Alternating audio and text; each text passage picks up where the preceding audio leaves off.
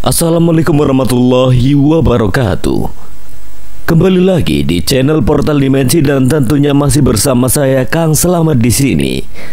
Kali ini Kang Slamet akan membawakan kisah yang berjudul Alas Tumbal. Cerita ini ditulis oleh Syafitri. Dan sebelum kita masuk ke ceritanya, buat kalian yang belum subscribe channel ini, tekan tombol subscribe-nya terlebih dahulu dan tekan tombol notifikasinya agar kalian tidak ketinggalan cerita terbaru dari Portal Dimensi. Gak usah berlama-lama lagi, langsung saja kita masuk ke ceritanya. Alas Tumbal.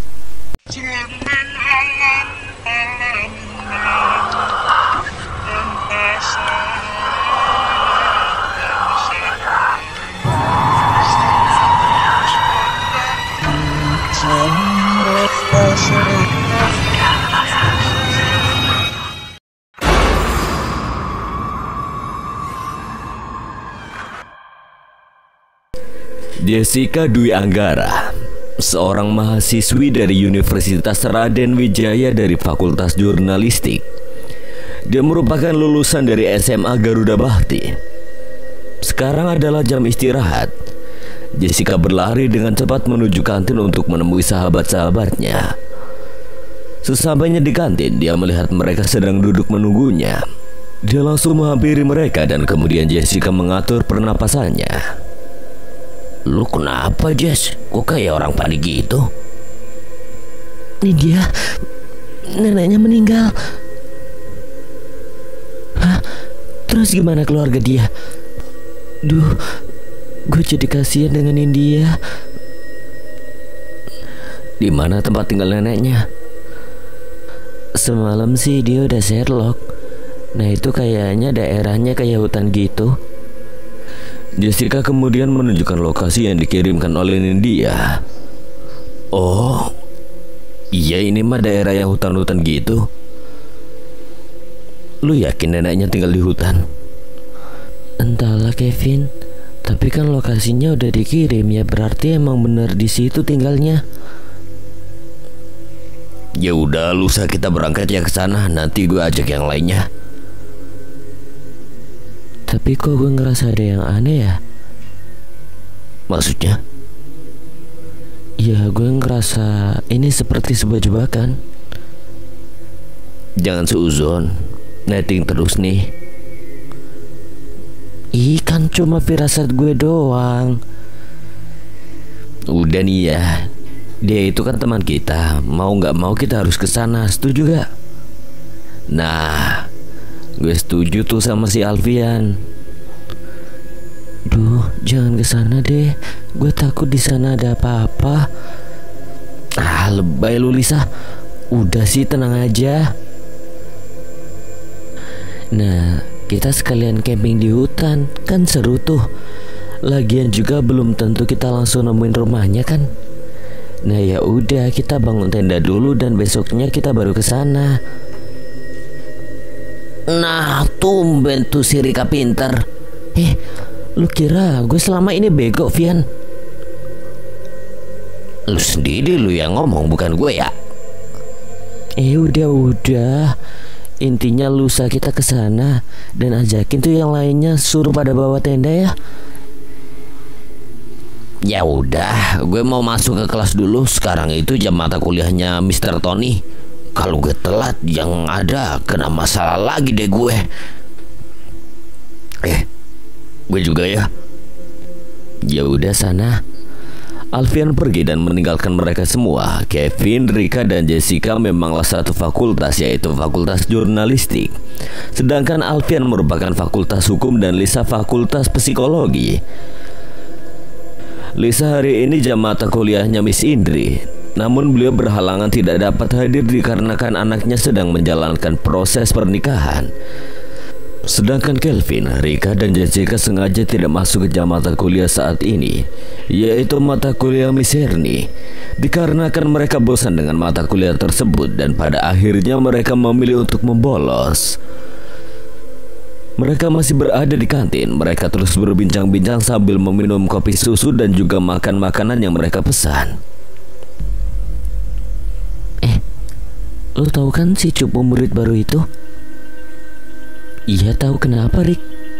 Namanya siapa sih? Liana. Nah iya, kau tuh anak terlalu diem banget ya. Gue jadi curiga deh sama dia. Suusonya si Lisa kayaknya menular ke lu deh. Iya apaan sih Vin, garing banget lu. Gue lagi diam tetap aja kena. Tiba-tiba dari belakang tangan Jessica ditarik oleh seseorang dan ternyata itu adalah Liana. Mereka terkejut dengan kehadiran Liana. Liana langsung membawa Jessica pergi begitu saja. Tuh anak gak sopannya, main bawa anak orang aja. Liana membawa Jessica berada di tempat yang cukup jauh dari tempat teman-temannya. Tatapan Liana yang begitu misterius dan juga menakutkan membuat Jessica hanya bisa terdiam tidak berkata sedikit pun. Gue minta sama lu jangan pergi ke sana, Jess. Hah? Maksud lu? Kemana? Lu mau pergi ke hutan kan buat nemuin temen lu yang saat ini neneknya baru saja meninggal. Gue mohon jangan ke sana. Kenapa? Kenapa gue nggak boleh ke sana? Dia adalah sahabat gue dan gue harus ke sana karena saat ini dia sedang membutuhkan gue. It's a trap, so I hope you have to love your life. Jangan kau sia-siakan nyawamu. Jebakan. Jebakan apa maksud lu? Liana hanya diam dan kemudian dia pergi begitu saja meninggalkan Jessica. Woi, udah narik-narik anak orang sampai ke sini, pulangnya gak dibalikin lagi. Ujar Jessica kepada Liana yang sudah cukup jauh perginya. Jebakan. Jebakan apa sih maksudnya? Mereka berangkat menuju hutan tersebut sejak pukul 8 pagi. Jumlah yang ikut pergi ke sana sekitar 20 orang. Mereka melewati sungai dan juga jalan-jalan yang cukup curam. Ini beneran nih di sini? Tanya Aziz sambil melihat kembali lokasi yang di-share oleh Jessica. Iya kok bener, sini dia ngirimnya kayak gini. Tapi kenapa lokasinya kayak gini? Raka seperti tidak yakin. Ya mungkin emang kesini kali Rak. Nah udahlah, ayo kita langsung aja jalan ke sana. Kelvin kemudian berjalan memasuki hutan. Kemudian mereka semua berjalan memasuki hutan. Mobil yang mereka bawa telah mereka parkir di dekat hutan. Mereka terus berjalan tanpa henti sambil melihat-lihat di setiap arah. Ini hutan tapi kayak perbukitan gitu ya. Jadi gak mungkin juga kita cepat sampai sana. Untung aja gue gak ngajak anak sama istri gue, jawab Ari dengan tenang. Emang lu udah nikah? Belum sih Rick. Terus lu ngambilin anak orang gitu weh? Tanggung jawab lu. Ya elah, gue gak mungkin lah sejahat itu sama anak orang. Nah terus? Gue bercanda. Hei kalian ngapain ke sana? Teriak seseorang dari belakang mereka. Mereka langsung melirik ke arah belakang dan tampak seorang bapak-bapak yang sedang memegang obor. Nyari bidadari yang jatuh dari surga. Ih, gak sopan banget sih. Kami mau menjenguk teman kami yang neneknya telah meninggal dunia. Gak sopan Vin teriak-teriak kayak gitu. Udahlah diem aja Jess. Jangan ke sana, di sana sangat berbahaya. Teriak bapak-bapak tersebut, namun mereka tidak peduli dan tetap melanjutkan perjalanan.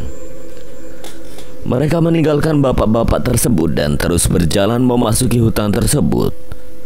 Hutan yang sangat lebat hingga cahaya matahari yang masuk hanya sedikit.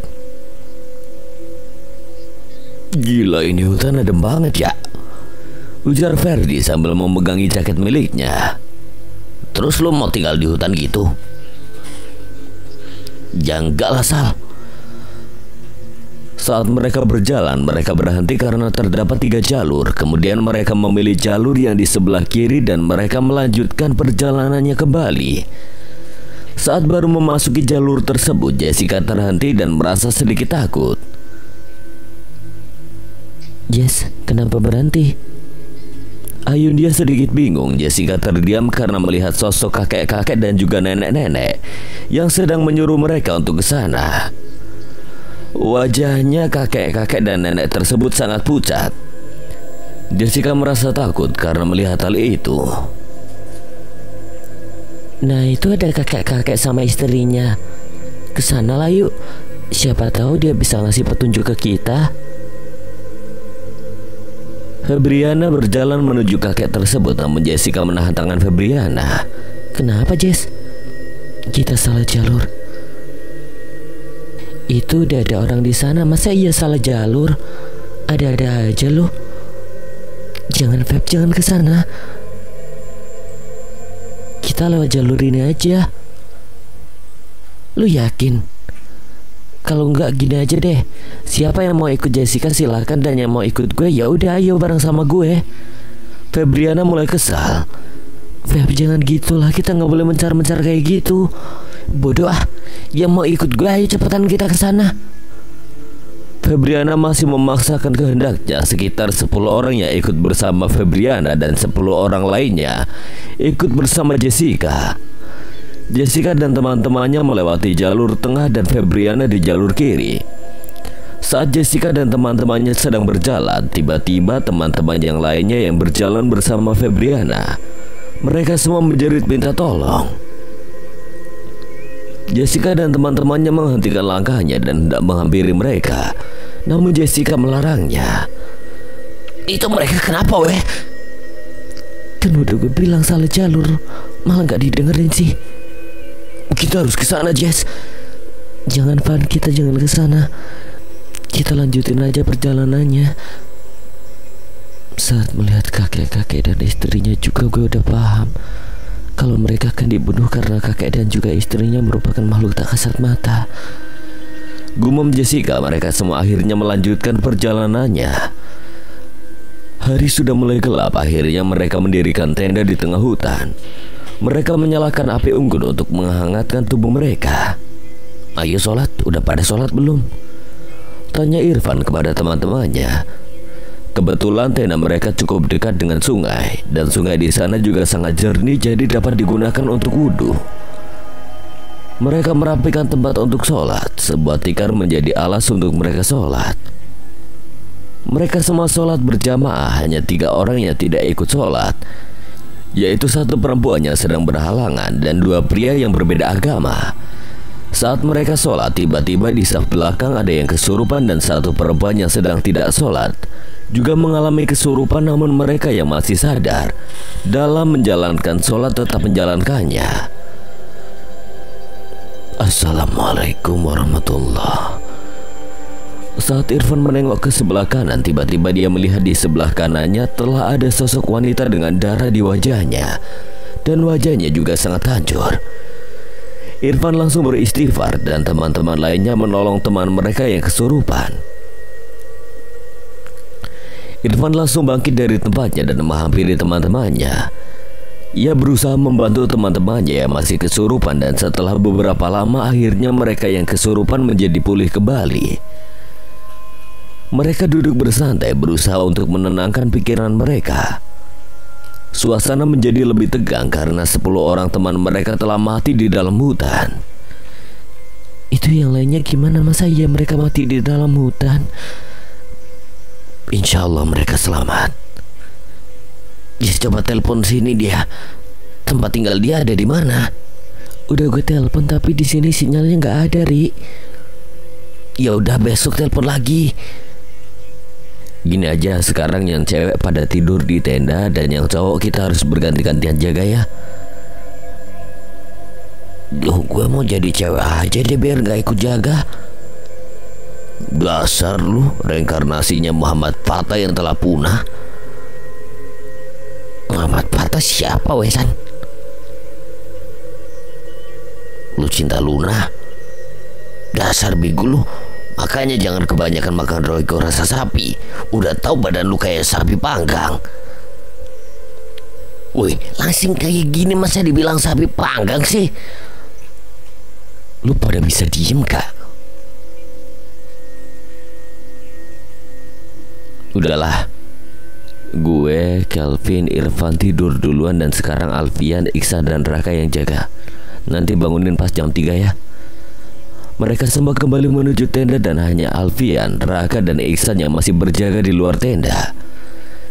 Jessica terdiam dan memikirkan perkataan Diana. Dia merasa seperti ada hal yang sangat mengganjal di hatinya. Jebakan apa? Jebakan kematian kah?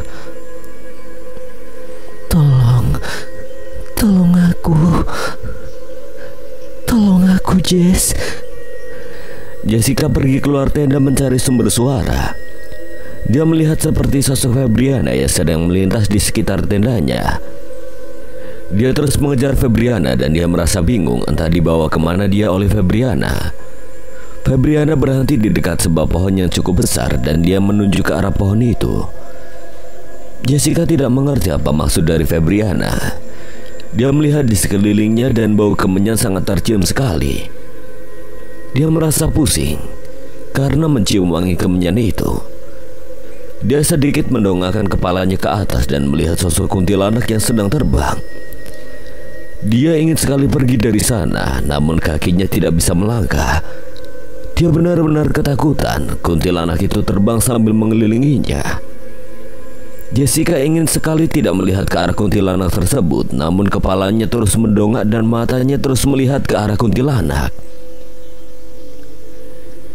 Dia terus membaca istighfar dan berusaha untuk tetap kuat, namun apalah daya bahwa dirinya memang sudah kehilangan banyak tenaga dan saat ini kepalanya benar-benar pusing sekali. Kuntilanak itu kemudian berdiri di depannya dengan jarak yang cukup dekat. Matanya merah, wajahnya hancur, penuh darah dari ujung kepala sampai ujung kaki. Dia melangkahkan kakinya dengan perlahan ke arah Jessica dan menatap Jessica penuh dengan kebencian. Jessica mundur sambil menutup matanya. Dia terus berdoa dan berharap bahwa ini hanyalah mimpi buruk. Namun semua ini jelas nyata terlihat olehnya, entah hayalan ataukah kenyataan. Jessica merasa bahwa ini adalah akhir dari kehidupannya.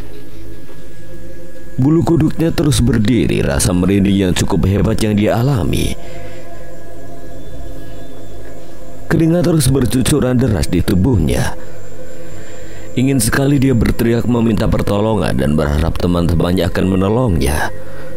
Namun mulutnya seperti terkunci dan dia tidak bisa berkata apapun. Kuntilanak itu mulai mengeram dan itu membuat Jessica semakin ketakutan. Kuntilanak itu mulai tertawa dengan keras dan kemudian dia menangis lalu kembali lagi tertawa. Dia diam memperhatikan Jessica. Tumbal. Aku kerputut tumbal. Tumbal perjanjian, aku hanya ingin tumbal. Aku ingin kamu menjadi tumbalku. Jessica mulai tak tahan dengan semua ini dan dia pun mulai kesal dengan kuntilanak itu. Diam, tidak akan ada yang menjadi tumbal. Teman-temanku tidak akan jadi tumbal. Lu hanya hantu yang jelek, hantu yang buruk rupa. Udah tahu badan lu penuh darah, bukannya mandi malah berkeliaran. Dasar hantu jablay. Kasihan anak sama suami lu di neraka. Teriak Jessica yang sudah merasa tidak tahan lagi dengan kuntilanak tersebut. Kuntilanak tersebut mulai menangis dan tertawa dengan suara yang sangat lantang. Jessica memejamkan mata dan terus berdoa. Dirinya mulai gemetar dan semakin ketakutan. Kamu akan mati di sini dan akan menjadi tumbalku. Bentak kuntilanak tersebut sambil membuat Jessica terpental dan kepalanya menabrak batang pohon yang besar. Jessica memegangi bagian kepalanya yang sakit. Baru saja dia memegang kepalanya, dia langsung terangkat, lehernya tercekik dan ternyata itu adalah ulah kuntilanak itu lagi. Jessica mulai tak kuat, tubuhnya mulai lemas. Beberapa saat kemudian tubuhnya dibanting ke tanah dan posisi tubuhnya terlengkup. Terasa semua tulangnya seperti patah. Kuntilanak sialan. Gue bukilin tuh dia biar tahu malu.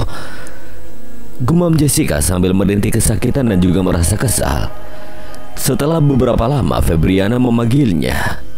Yes, Jessica tolong kami. Lu yang bawa kita ke tempat ini. Jessica langsung mengangkat kepalanya dan terkejut bahwa teman-temannya memiliki kematian yang sadis. Kuntilanak yang sangat menyebalkan itu juga ternyata sudah pergi. Dia menyaksikan teman-temannya berjalan menuju sebuah pertunjukan sinden. Mereka menangis. Jessica terus berusaha memanggil mereka namun usahanya sia-sia. Sinden menari sambil memegang sajen. Kuserahkan tumbalku padamu. Kumohon penuhi permintaan, ujar sinden itu dengan nada lembut kepada sosok di depannya. Teman-temannya dengan pasrah maju ke depan. Namun anehnya yang berada di depan sinden itu tidak bisa ia lihat. Kepalanya semakin pusing, penglihatannya mulai kabur. Dia berusaha untuk berdiri dan usahanya tidak sia-sia.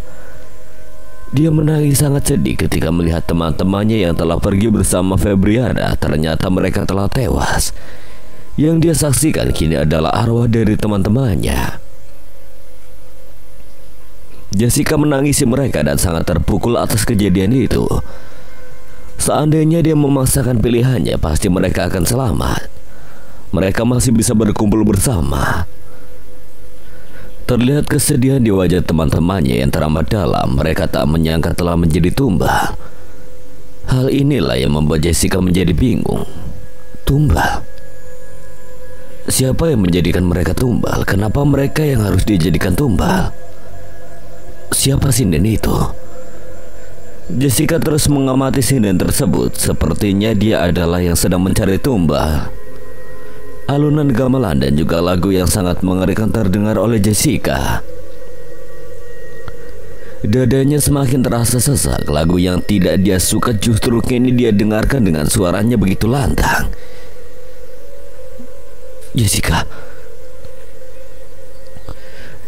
Jessica langsung memutarkan badannya dan ternyata di belakangnya terdapat Ari, Kelvin dan juga Irfan. Mereka semua heran dengan yang dialami oleh Jessica. Mereka heran dengan yang terjadi oleh Jessica. Ditemukannya dalam keadaan pucat dan juga penuh ketakutan. Dia menghampiri Kelvin dengan matanya yang sembab. Lu beneran Jessica kan? Lu bukan setan kan? Ujar Ari yang sedikit memundurkan langkahnya. Irfan paham dengan apa yang terjadi oleh Jessica karena dia juga menyaksikan apa yang dilihat oleh Jessica. Namun tidak dengan Ari dan juga Kelvin. Mereka hanya melihat Jessica sedang berdiri di hutan sendirian dalam gelap gulita. Jess, lu kenapa? Vin, mereka udah mati, jawab Jessica dengan lemah dan kemudian dia terjatuh di tanah. Mereka tersentak melihat Jessica yang tiba-tiba terjatuh. Mereka langsung membawa Jessica ke tenda mereka. Jessica diberikan pengobatan supaya dia bisa segera sadar. Dengan minyak angin kemungkinan dapat membuat Jessica lebih baik lagi. Rika dan Anggi menjaga Jessica di dalam tenda, sedangkan yang lainnya berada di luar tenda. Mereka bertanya tentang kejadian yang dialami oleh Jessica. Namun mereka tidak mengetahui apapun. Mereka hanya melihat bahwa Jessica dalam keadaan yang sangat ketakutan dan juga cemas. Beberapa lama kemudian Jessica tersadar dan dia merasa sangat ketakutan. Dia memandangi temannya dengan gemetar. Dia terus berkata, "Jangan jadikan aku dan teman-temanku sebagai tumbal." Namun teman-temannya semakin bingung dengan sikap Jessica yang seperti ini. Irfan masuk ke dalam tenda dan mengatakan bahwa dia tadi sedang mengigau dan menyebabkan semua orang terbangun. Lantas mengapa Irfan berbohong kepada Jessica dan mengatakan bahwa Jessica hanya mengigau? Pagi mulai cerah namun hanya sedikit cahaya matahari yang masuk ke dalam hutan. Kejadian mengerikan telah menimpa mereka. 5 orang teman mereka telah hilang dari tenda. Kenapa mereka pada nggak ada? Gue nggak tahu, Vin. Bangun-bangun mereka udah nggak ada. Padahal gue dan yang lainnya sama sekali belum tidur loh dari jam 2 malam. Coba telepon mereka. Mereka semua menghubungi teman-teman mereka, namun ternyata ponsel mereka telah berada di dalam tas teman-teman mereka. Mereka pergi kemana sih? Kenapa nggak ngabarin kita? Udah deh, sekarang gini aja. Pokoknya kita harus berpencar untuk mencari Alfian, Rizky, Iksan, Raka, dan Agi. Pokoknya mereka harus ketemu. Kita jangan berpencar. Kita cari bersama-sama aja. Kalau nggak berpencar, yang ada pencarian jadi lama, Van. Udah cukup, Irfan benar. Kita nggak boleh berpencar. Lebih baik pencarian lama tapi kita tetap utuh daripada kita berpencar dan nggak taunya kita tambah hilang semua. Jawab Jessica mengakhiri perdebatan antara Irfan dan juga Kelvin. Mereka membereskan tenda terlebih dahulu, setelah itu mencari teman-teman mereka yang telah hilang, berjalan menelusuri jalanan yang ada di sana. Mereka beristirahat sebentar di sebuah pohon besar. Mereka meluruskan kaki dan meletakkan tas mereka di samping mereka. Pada kemana ya? Kita dari tadi nyari tapi nggak ada tanda-tanda mereka. Kita istirahat aja dulu. Gue nggak kuat jalan lagi. Lu pada nyium kayak wangi kemenyan gak sih? Ujar Ari sambil mengendus dan menambahkan tingkat ketajaman indera penciumannya. Iya juga sih.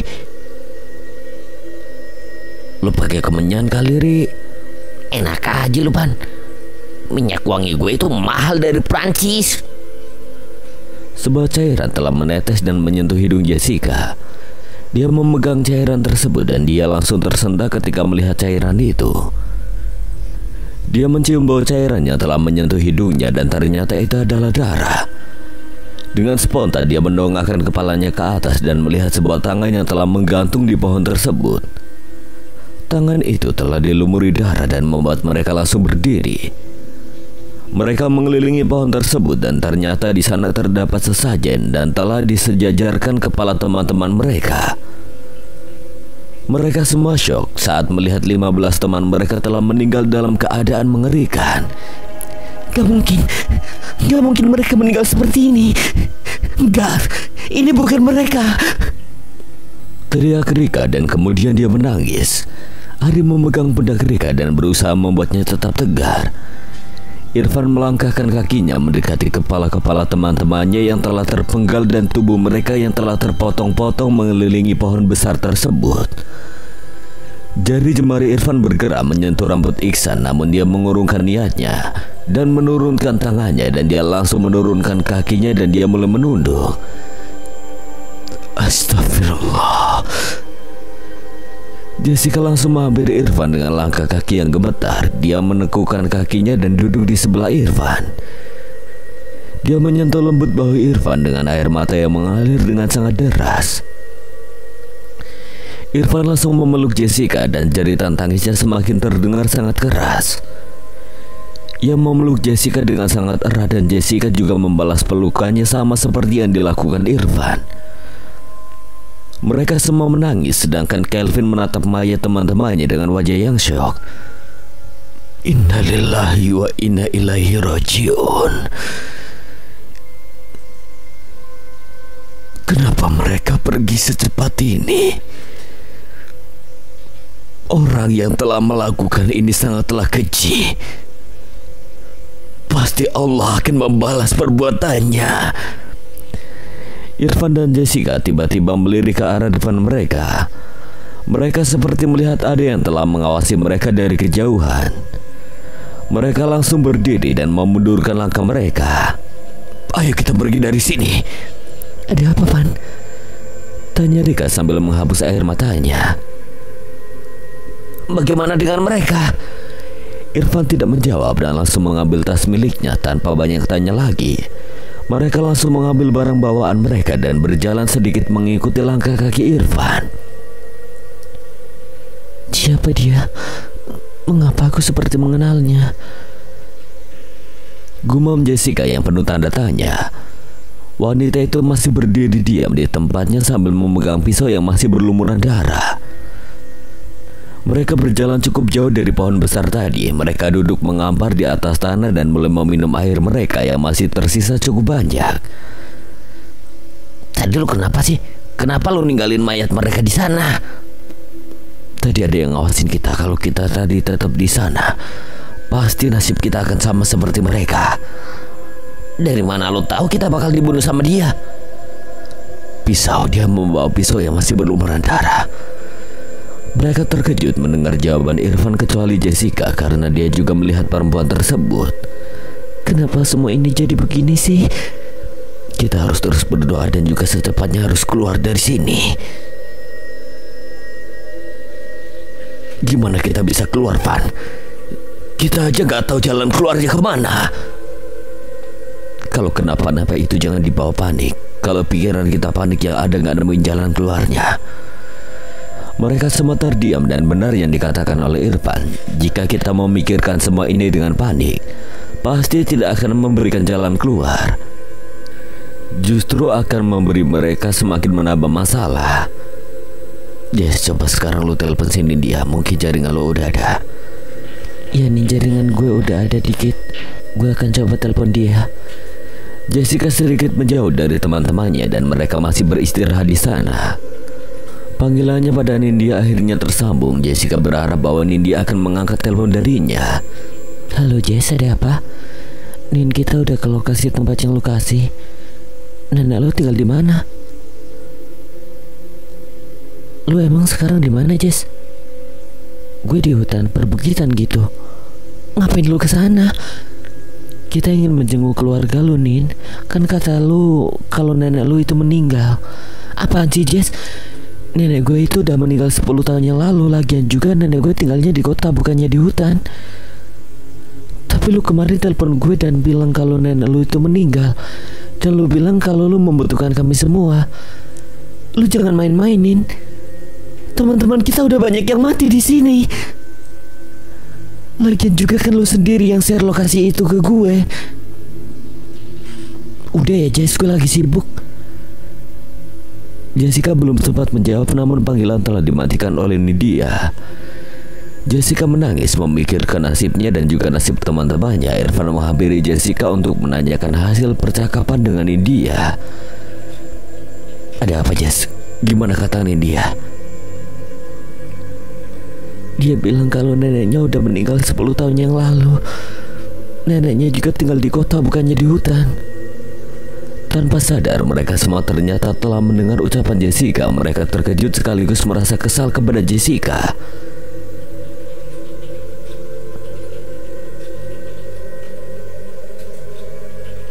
Terus nasib kita sekarang gimana, Jess? Mereka semua udah pada mati, Jess. Ini semua gara-gara lu. Udah stop. Jangan saling menyalahkan. Kalau kita saling menyalahkan, tidak akan ada penyelesaiannya nanti. Mereka semua terdiam. Rika menangis karena dia tidak ingin mati di tempat ini. Tempat tanpa adanya cahaya matahari, tempatnya tidak ada kehidupan. Rika membayangkan ketika dia harus menjadi korban seperti teman-teman mereka. Gue masih jomblo, gue belum nikah. Gue mau ngerasain dulu jadi pengantin. Gue rela jadi perawan tua asalkan gue bisa selamat dari sini. Kita nikah Yurik. Gila lu. Gue kalau mau nikah juga nyarinya yang cakapan dikit lah. Mana mungkin gue nikah sama jentik-jentik nyamuk. Udah dong, kalian jangan nangis terus. Kita harus pergi dari sini. Perintah Kelvin. Sepertinya sudah depresi dengan kejadian ini. Jangan gila, ini udah maghrib. Hari bentar lagi gelap. Kita tidak mungkin melanjutkan perjalanan. Terus lu mau kepala-kepala kita selanjutnya dijajarkan di pohon itu tadi? Kita pergi sekarang juga bahaya, Vin. Penerangan kita minim di sini. Stop, jangan ada yang teriak-teriak lagi. Diam lo ya. Ini semua juga gara-gara lo. Gue juga korban, Rick. Kita ini semua dijebak. Diam lo. Gue benci sama lo. Rika menukas perkataan Jessica. Mereka semua diam dan membuat suasana menjadi hening. Jessica terus menangis dan dia merasa bersalah dengan teman-temannya. Dia tidak menyangka bahwa semua ini akan terjadi seperti ini. Dia teringat dengan perkataan Liana. Dia berkata jika dia telah dijebak, namun Liana tidak memberitahukan secara detail kepada Jessica. Lo ngerasa gak sih? Kita aja sejak tadi gak nemuin bendera kuning. Kan biasanya kalau ada yang meninggal pasti ada bendera kuning kan?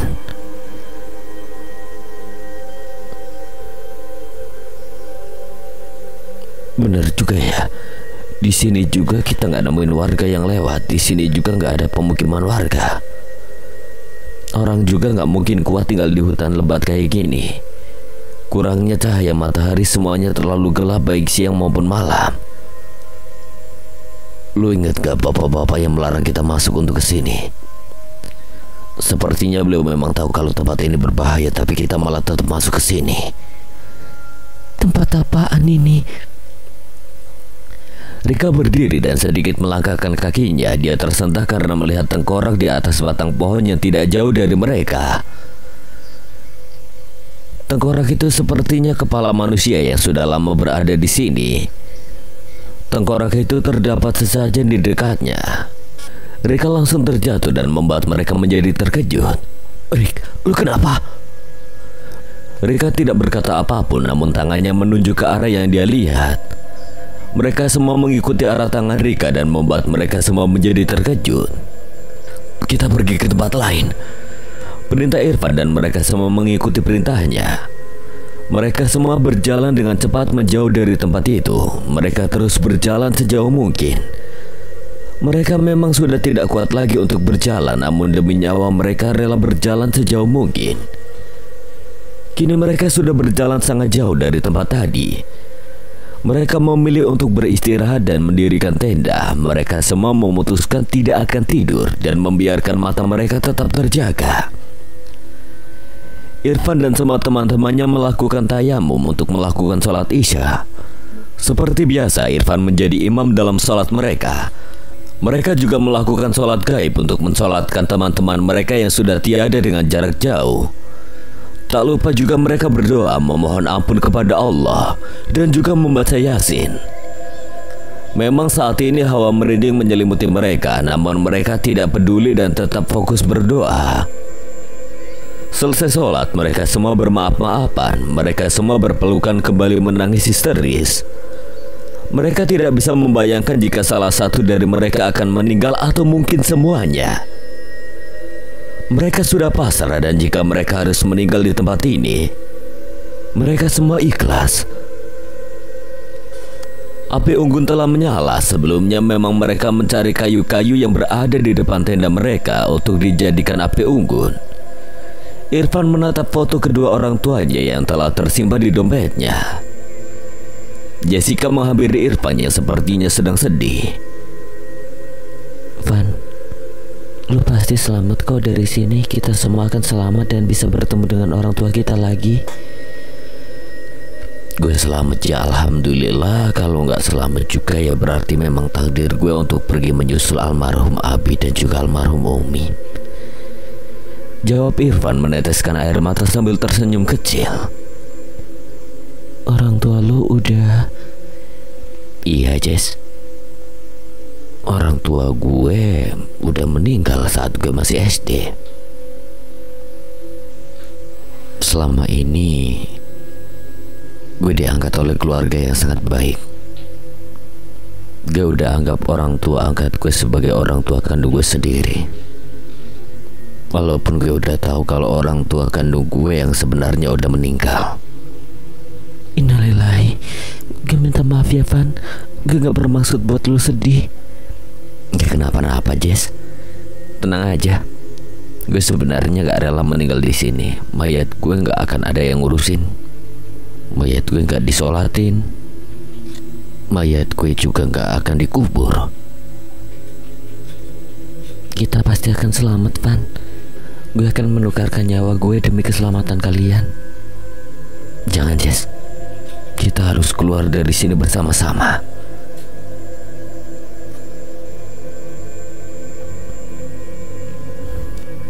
Apakah mereka sudah datang? Mereka akan datang besok. Ibu tenang saja, kita akan mendapatkan mereka. Persiapkan semuanya. Tumbal harus segera kita berikan supaya kekayaan kita terus bertambah. Ibu tenang saja. Tumbal kita ada banyak, kita akan kaya. Mereka juga adalah orang-orang yang sangat aku benci.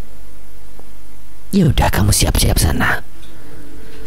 Aku pergi menuju ruang sajen. Aku siapkan kembang 7 rupa, dupa, kemenyan, dan tidak lupa aku menggantikan pakaianku dengan pakaian sinden. Aku merasa senang karena dia mengajak mereka semua yang telah menyakitiku. Aku tidak akan puas jika mereka tidak mati juga. Aku hanya ingin mereka mati di tanganku. Dendamku ini masih belum terbalaskan dan besoklah dendamku akan sedikit terbalaskan.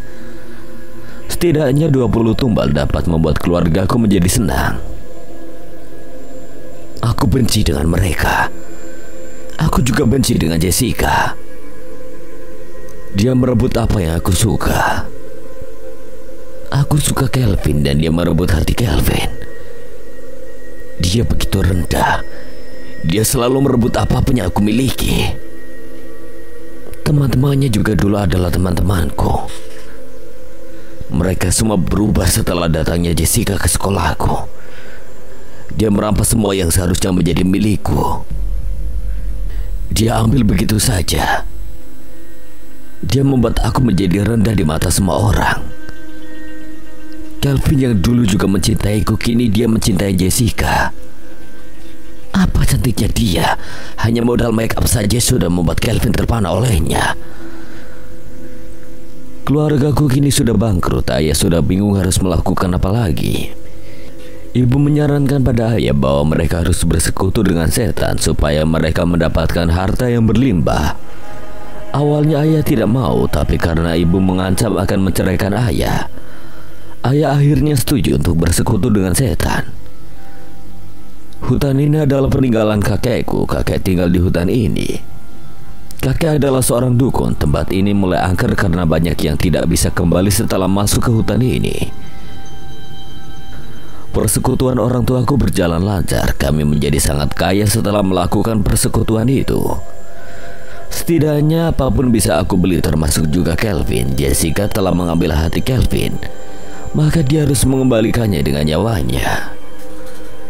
Aku akan merasa puas jika aku sendiri yang membunuh Jessica. Dia harus aku musnahkan sebelum dia menghancurkan kehidupanku.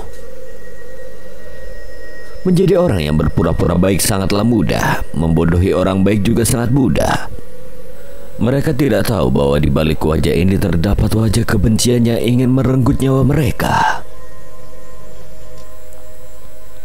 Mereka terus berjalan dan mencari buah-buahan untuk mereka makan. Namun mereka belum juga menemukannya. Perut mereka sudah sangat kelaparan. Makanan dan minuman persediaan mereka juga sudah habis. Tenaga mereka sudah mulai berkurang dan membuat tubuh mereka menjadi lemas. Van, ini jalan keluarnya kemana sih? Gue nggak tahu, Ri. Bisa gila kalau gue terus ada di sini. Jangan jadi Tarzan deh, lu diam aja, kata Kelvin ketus setelah beberapa lama mereka berjalan. Mereka beristirahat dahulu di bawah pohon yang besar dan merebahkan tubuh mereka di sana. Lu sakit, Jess? Enggak kok. Yes, coba deh lu telepon tim SAR. Lu bilang kalau kita tersesat di hutan ini supaya mereka bisa langsung mencari kita. Emang lu lihat waktu pertama kali kita kesini tuh ada pos tim SAR? Gak ada kan? Iya juga sih, Rick. Di sini juga masih gak ada sinyal. Ya udah, kita mati kelaparan di sini. Jangan asal ngomong. Emang bener kan? Lu bisa diem gak? Kalau enggak, lu lebih baik pergi dari sini deh. Gak usah deket-deket kita lagi. Keheningan terjadi di antara mereka setelah perdebatan panjang dari mereka. Hutan yang sangat lebat, minimnya cahaya matahari bisa masuk ke dalam salah-salah pohon. Hanya ada kepasrahan dari diri mereka. Mereka sudah pasrah jika memang harus meninggal di tempat ini. Van, Iya, penari yang dulu di bawah pohon itu siapa ya, Van? penari. Lu mimpi doang, Jess. Gue gak mimpi, Van. Gue inget banget sama Miske yang brengsek itu. Itu tuh nyata dan bukan mimpi. Irfan hanya diam dan tidak menjawab ucapan Jessica. Itu beneran kan, Van? Jawab gue. Lu bisa diam gak sih? Kalau dia gak mau ngomong, ya biarin aja. Jangan bisanya maksain orang. Julid banget sih lo. Mending lu pergi sana. Lagian teman lo tuh bawel banget. Udahlah, jangan pada ribut. Kalau ribut terus yang ada gak akan menyelesaikan masalah ini. Kita harus nyatu. Kita harus bisa nyari jalan keluar bersama-sama. Widih, tumben lu bijak, Van. Kesurupan api lu. Apaan sih? Setelah beberapa lama mereka berjalan, mereka memutuskan untuk beristirahat di bawah pohon yang besar. Ari menyandarkan tubuhnya di batang pohon yang besar itu. Dia terkejut saat sesuatu telah menusuknya.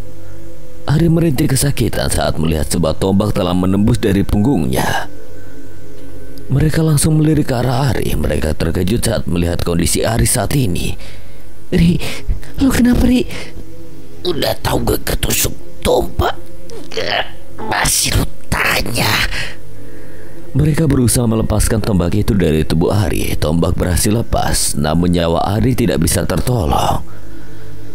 Ari telah menghembuskan napas terakhirnya. Darah terus bercucuran dari tubuh Ari. Mereka terus menangis karena tidak menyangka bahwa Ari akan pergi secepat ini. Dari kejauhan, Irfan melihat seseorang yang sepertinya sedang tersenyum mengerikan. Dengan sigap Irfan langsung menyuruh teman-temannya untuk pergi dari tempat itu. Kita harus pergi dari sini. Lu gila? Ari gimana? Kita harus pergi sekarang. Ari biarin aja di sini. Egois lu. Kalau gue egois, pasti gue bakal nyelamatin diri gue sendiri. Kita harus pergi sebelum banyak yang jadi korban lagi. Mereka pergi meninggalkan Ari, walaupun sebenarnya mereka tidak tega meninggalkan Ari sendirian di dalam hutan. Mereka terus berlari menjauh dari tempat itu. Setelah berapa lama mereka berhenti kembali. Mereka kembali beristirahat dan memastikan bahwa tidak akan ada hal apapun yang membahayakan lagi. Mereka masih bingung karena di pohon itu tiba-tiba ada tombak seperti siap menancap. Mereka memeriksa kembali di sekitar mereka supaya tidak terjadi hal-hal yang membahayakan lagi. Pasrah, mereka sudah pasrah dengan kehidupan mereka selanjutnya. Hari mulai malam, mereka mulai mendirikan tenda dan berharap besok ada keajaiban. Mereka berharap bahwa besok mereka bisa keluar dari hutan ini. Kelvin terus saja diam, entah apa yang sedang dipikirkan oleh Kelvin. Yang pastinya mereka yakin bahwa Kelvin sedang putus asa karena masih saja belum keluar dari hutan ini. Gue nyerah. Dia terus saja duduk di luar tenda dan menatap langit yang telah tertutup oleh lebatnya pepohonan. Hari mulai cerah, namun kondisi hutan yang di sini masih tertutup oleh pepohonan yang lebat. Vin, ya ampun, Kelvin! Suara teriakan dari luar sepertinya itu adalah suara dari Irfan. Dengan terpaksa Jessica membuka kedua matanya dan melihat ke depan tenda. Dia terkejut karena melihat Kelvin telah tergantung di bawah pohon yang sangat besar. Kelvin menggantungkan dirinya di dekat tenda. Kelvin! Dia tidak menyangka bahwa orang yang sangat berarti dalam kehidupannya kini telah pergi meninggalkannya. Irfan berusaha melepaskan tali yang menggantung di leher Kelvin. Talinya berhasil terlepas dari batang pohonnya. Sesegera mungkin mereka membuka ikatan tali yang berada di leher Kelvin. Jessica memeluk erat tubuh Kelvin. Dia terus menangis histeri sambil berteriak menyebut nama Kelvin. Rika berusaha menenangkan Jessica. Dia terus mengelus punggung Jessica sebagai bentuk perhatiannya kepada Jessica. Irfan melihat sepucuk surat di genggaman Kelvin. Dia langsung mengambilnya. Ada surat. Yang menyodorkan surat itu kepada Jessica. Jessica langsung mengelap air mata yang telah membasahi pipinya. Kemudian dia langsung membuka surat dan membaca isi surat itu. Aku sayang sama kamu, Cak. Karena aku sayang sama kamu. Oleh karena itu aku mau kamu bisa bahagia dengan orang yang kamu sayangi, yaitu Irfan. Dari Kelvin. Jessica meremas surat itu dan kemudian dia memeluk Kelvin kembali sambil menangis histeris. Lu salah paham, Vin. Gue sayang sama lu. Jauh deh, Cayu, kita pergi. Terus Kelvin gimana? Kita bawa bantuan entah tim SAR ataupun warga setempat. Setidaknya kita bisa selamat dulu dari hutan ini. Jessica diam sambil memandangi wajah Kelvin. Irfan langsung mengangkat jasad Kelvin dan meletakkannya di depan tenda. Irfan telah memberikan beberapa kain sebagai selimut untuk Kelvin. Jessica langsung memeluk Irfan. Dia langsung tumpahkan semua rasa kepedihannya kepada Irfan. Jessica masih belum bisa menerima kepergian Kelvin. Kita beresin barang bawaan kita dan kita harus pergi dari sini. Irfan meyakinkan Jessica. Jessica mengangguk dan dia langsung pergi menuju tendanya. Langkahnya mulai terhenti ketika dia baru saja sadar bahwa Rika tidak ada di antara mereka. Rika ada di mana? Ucap Jessica kemudian mengedarkan pandangannya untuk mencari Rika. Irfan langsung tersentak pelan dan kemudian dia juga mengedarkan pandangannya untuk mencari Rika. Udah, kita beresin dulu baru kita cari Rika. Jessica khawatir dengan keadaan Rika. Dia takut Rika dalam bahaya. Setelah selesai membereskan semua barang-barang mereka, Irfan langsung menarik lengan Jessica dan mengajaknya pergi dari tempat itu. Mereka terus berlari kembali walaupun mereka sendiri tidak tahu apakah jalan yang mereka pilih itu benar atau tidak. Mereka tersentak saat melihat banyak sekali mayat-mayat berserakan di sana. Jessica mulai gemetar. Dia langsung dipeluk oleh Irfan dan diajak pergi olehnya. Setelah berjalan cukup jauh, mereka melihat sebuah cahaya. Dengan semangat mereka berlari mendekati cahaya itu karena mereka yakin bahwa itu merupakan jalan keluar untuk mereka. Semakin lama semakin dekat dengan cahaya itu dan ternyata mereka benar. Cahaya itu merupakan jalan keluar mereka.